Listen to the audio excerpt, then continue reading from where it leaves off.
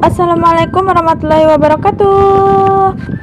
Terima kasih buat teman-teman yang sudah mengklik video ini. Dan sesuai judulnya kita bakalan bahas nih, present perfect tense. Tapi sebelum kita mulai videonya, alangkah baiknya buat teman-teman semua subscribe dulu channel ini. Mari kita sama-sama membangun channel ini agar menjadi channel yang berinformatif dan juga edukatif. Kita bakalan bahas present perfect tense. Tapi sebelum membahas present perfect tense, alangkah baiknya juga nih buat teman-teman belajar tensi sebelumnya yang sudah Miss Nuri posting nih di channel Miss Nuri. Karena apa? Akan lebih menjadi worth it untuk kita belajar tenses itu sesuai dengan urutannya teman-teman. Jadi tidak begitu membingungkan dan lebih mudah untuk dimengerti. Oke teman-teman, lanjut ya. Sekarang kita bakalan bahas present perfect tense. Present perfect tense itu intinya adalah digunakan pada kejadian yang menghubungkan masa lalu dan juga masa sekarang nih. Loh, lanjut ya. Kita bakalan ngebahas yang pertama itu present perfect tense untuk menyatakan suatu aksi atau situasi yang telah dimulai di masa lalu dan masih berlanjut di masa sekarang. Contohnya nih, contoh bahasa Indonesianya nih, dia telah mengajar di Universitas Indonesia sejak 2 tahun yang lalu. Dia memulainya 2 tahun yang lalu dan masih berlanjut hingga sekarang ya teman-teman. Itu tuh contohnya.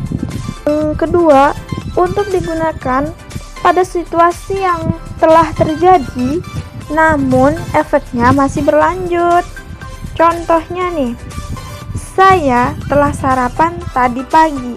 Nah, saya ini sarapannya tadi pagi, namun efek kenyang dari sarapan ini masih berlanjut hingga sekarang.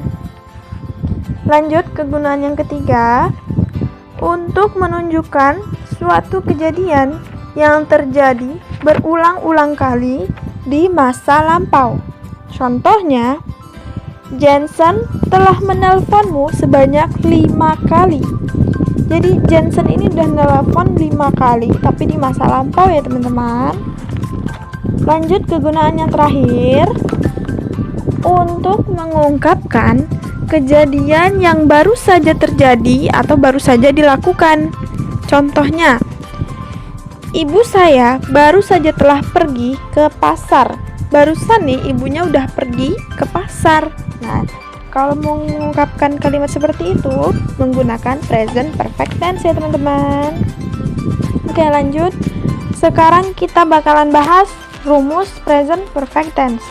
Seperti biasa, setiap tenses rumusnya ada bentuk positif, negatif, dan juga bentuk pertanyaan.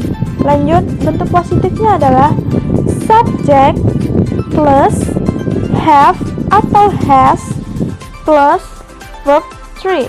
Jadi untuk present perfect tense kita menggunakan verb 3 ya teman-teman. Verb 3 ini adalah kata kerja yang ketiga. Lanjut ke bentuk negatif, subject plus have atau has plus not plus verb 3.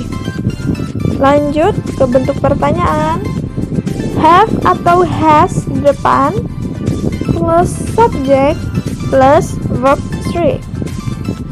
Lanjut, sebelum kita maju ke contohnya nih, Miss Nuri mau jelasin dulu kegunaan have atau has. Have hanya berlaku untuk subjeknya I, you, they, we. Diingat ya teman-teman. Cara mengingat dengan mudah adalah ingat aja nama Ayu Dewi. Ayu Dewi. Nah, gampang kan? Lanjut untuk ke bentuk has. Has hanya berlaku untuk subjeknya yaitu he, she, dan it. Oke. Lanjut ke bentuk contoh. Contoh bahasa Indonesianya adalah mereka telah tinggal di Bandung sejak tahun 2001. Bentuk positifnya, they have lived in Bandung since 2001. Ya teman-teman, live-nya ada akhiran ed di belakangnya. itu adalah ciri khas dari verb to dan juga verb 3 ya. Untuk kata kerja yang beraturan, pasti di setiap kata kerja itu ujungnya dikasih tambahan ed. Tapi untuk kata kerja yang tidak beraturan itu berbeda ya teman-teman, bisa dilihat di kamus ya. Lanjut ke bentuk negatif. They have not lived in Bandung since 2001. Bentuk pertanyaan, have they lived in Bandung since 2001? Nah, jawabannya ada dua, yes, they have, atau no, they have not. Simpel kan teman-teman? Lanjut ke contoh nomor 2. Dia telah belajar bahasa Inggris selama 1 tahun. Dianya kita buat dia laki-laki ya. Bentuk positifnya, he has learned English for 5 years. Lanjut ke bentuk negatif, he has not learned English for 5 years. Bentuk pertanyaan, has he learned English for 5 years? Jawabannya, yes, he has, atau no, he has not. Nah, begitu dia teman-teman tentang present perfect tense. Cukup singkat namun padat ya teman-teman. Kita sudah membahas pengertiannya, kegunaannya, dan juga contohnya. Dan bagi teman-teman yang masih bingung dan atau ada yang ingin ditanyakan, boleh ditanyakan di kolom komentar ya. Oke, terima kasih telah menonton video ini. See you in the next video guys. Assalamualaikum warahmatullahi wabarakatuh.